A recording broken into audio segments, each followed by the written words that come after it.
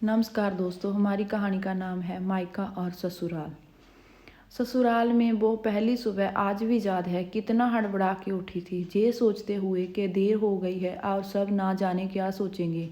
एक रात ही तो नए घर में काटी है और इतना बदलाव जैसे आकाश में उड़ती चिड़िया को किसी ने सोने के मोतियों का लालच देकर पिंजरे में बंद कर दिया हो। शुरू के कुछ दिन तो यूं ही गुजर गए। हम घूमने बाहर चले गए। जब वापस आए तो आंसू माँ की आंखों में खुशी तो थी, लेकिन बस अपने बेटे के लिए ही दिखी मुझे। सोचा शायद नया नया रिश्ता है, एक दूसरे को समझते देर लगेगी, लेकिन समय ने जल्दी ही एहसास करा दिया कि मैं जहाँ बहू हूँ, जैसे चाहूँ वैसे नहीं रह सकती। कुछ कायदा मर्यादा है जिनका पालन मुझे करना होगा। धीरे धीरे बात करना, धीरे से हंसना, सबके खाने के बाद खाना, ये सब आदतें जैसे अपने आप ही आ गई। घर में माँ से कभी कभी बात ही होती थी। धीरे धीरे पीहर की याद सताने लगी। ससुराल में पूछा तो कहा गया अभी नहीं, कुछ दिन बाद। जिस पति ने कुछ दिन पहले ही मेरे माता पिता से ये कहा था कि पास ही तो है, कभी भी आ जाएगी, उनके भी सुर बदले हुए थे।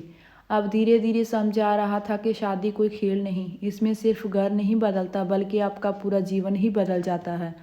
आप कभी भी उठ के अपने पीहर नहीं जा सकते। जहाँ तक कि कभी याद आए तो आपके पीहर वाले भी बिन पूछे नहीं आ सकते।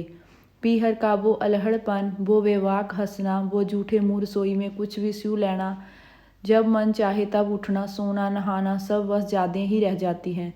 अब मुझे समझ आने लगा था कि क्यों विदाई के समय सब मुझे गले लगा के रो रहे थे। असल में मुझसे दूर होने का एहसास तो उन्हें हो ही रहा था, लेकिन एक और बात थी जो उन्हें अंदर ही अंदर परेशान कर रही थी कि जिस सच से उन्होंने मुझे इतने साल दूर रखा, अब वो मेरे सामने आ ही जाएगा। पापा का ये झूठ के मैं उनकी बेटी नहीं, बेटा हूँ, अब और दिन नहीं छुप पाएगा। उनकी सबसे बड़ी चिंता ये थी, अब उनका बेटा, जिसे कभी बेटी होने का एहसास ही नहीं कराया था, जीवन के इतने बड़े सच को कैसे स्वीकार करेगा। माँ को चिंता थी कि उनकी बेटी ने कभी एक गिलास पानी का नहीं उठाया, तो इतने बड़े परिवार की जिम्मेदारी कैसे उठाएगी। सब इस विदाई और मेरे प्राय होने का मर्म जानते थे, सिवाय मेरी। इसलिए सब ऐसे रो रहे थे जैसे मैं डोली में नहीं, अर्थी में जा रही हूँ। आज मुझे समझ आया कि उनका रोना गलत नहीं था। हमारे समाज का निज़्म ही ये है, एक बार बेटी डोली में विदा हुई तो फिर वो बस मेहमान ही होती है घर की।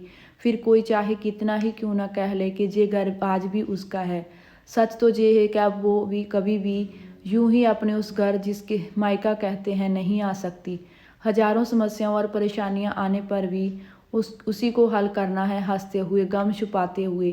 क्या यह तपस्या से कम नहीं है? अनजान जगह को सुधार कर अच्छा बनाने का काम करना। क्या कहेंगे आप?